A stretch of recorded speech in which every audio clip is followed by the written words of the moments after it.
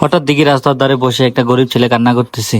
তারপর আর কি, সেই গরিব ছেলেটা কান্না করতেছে, কি জন্য কান্না করতেছে কেউ জানে না। তারপর কিছু লোক আমাকে কল করলো, কল করে বলতেছে, ভাই আপনি কোথায় আছেন, তার এইদিকে আসেন, একটা গরিব ছেলে, অসহায় একটা ছেলে কান্না করতেছে, কি জন্য জানি না। তারপর আমি কি কল পেয়ে সাথে সাথে হুন্ডা স্টার্ট দিয়ে বাইক দিয়ে চলে আসলাম।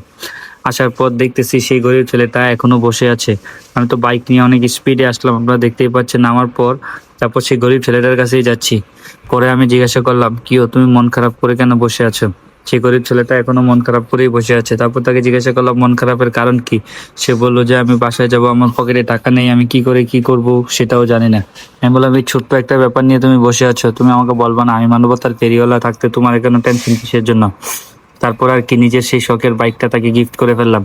বললাম, যাও তুমি আমার বাইক নিয়ে বাসায় চলে যাও, আমি মানবতার ফেরিওয়ালা যেখানে আছি সেখানে কোনো সমস্যা নেই। তারপর ছেলেটা খুশিতে কি করবে না করবে বুঝতে পারতেছে না। তারপর সে বাইকে বসলো, বাইক স্টার্ট দিবে বলে সেই স্টার্ট দিবে। তারপর আমিও সবাইকে দেখানোর জন্য ক্যামেরাটা আমার পিছে ঘুরিয়ে নিলাম। দেখতেই পাচ্ছেন গাইস, আমি সেই মানবতার ফেরিওয়ালা যাকে আজকে এই বাইকটা গিফট করে দিলাম। এখন থেকে এই বাইকটা তার, তাকে গিফট করে দিলাম। সেই বাইকটা দিয়ে চলাফেরা করবে, তার জন্য আর চলাফেরার কষ্ট না হয়। এভাবেই মানবতা বেঁচে আছে।